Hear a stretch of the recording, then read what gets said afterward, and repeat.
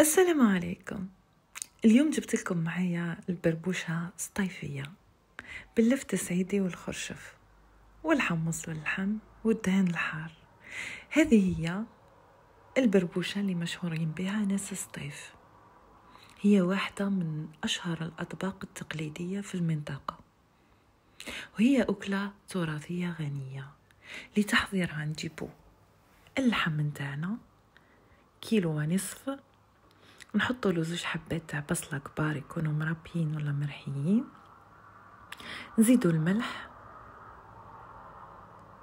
فلفل احمر حلو وما نكثروش بزاف باش ما تكحلش المرقه، نديروا فلفل الكحل، نديروا فلفل احمر حار باش تجينا بنينه، ونديروا الكزبر. انا نشتي نكثر منه لانه يعطيها بنه، واللي يحب يدير الدبشة على شكل باقة ولا بوكي يزيدها. هنا نزيدو الطماطم والزيت. اللي يحب ما يديرش الزيت يخليه حتى للغد. هنا درت مغرفة صغيرة تاع هريسة، هذه يسميوها تحمير نتاع اللحم. احنا نحمروه بليلة من قبل ونخليوه يبات، بعد ما نغطيوه ونحطوه يتقلى. هنا جبت البربوشة تاعي، درت لها الزيت والملح وغسلتها ولا تبليها بالماء كي تعود مشريه. هنايا بعد ما تقليت اللحم نتاعي زدت له الخرشف واللفت والحمص، والبربوشة تاعي راهي كانت نشفت وحليتها.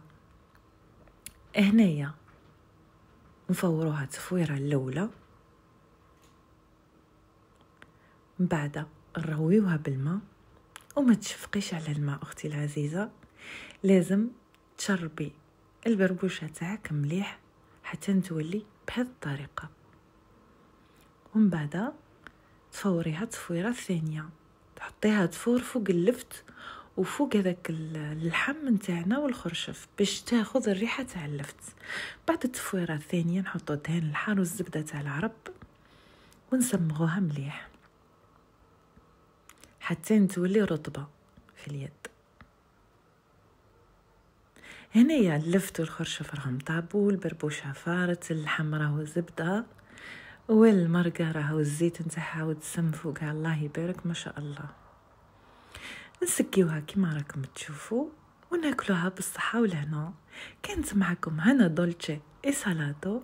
لا تنسوني من دعمكم او نقدكم البناء. شكرا.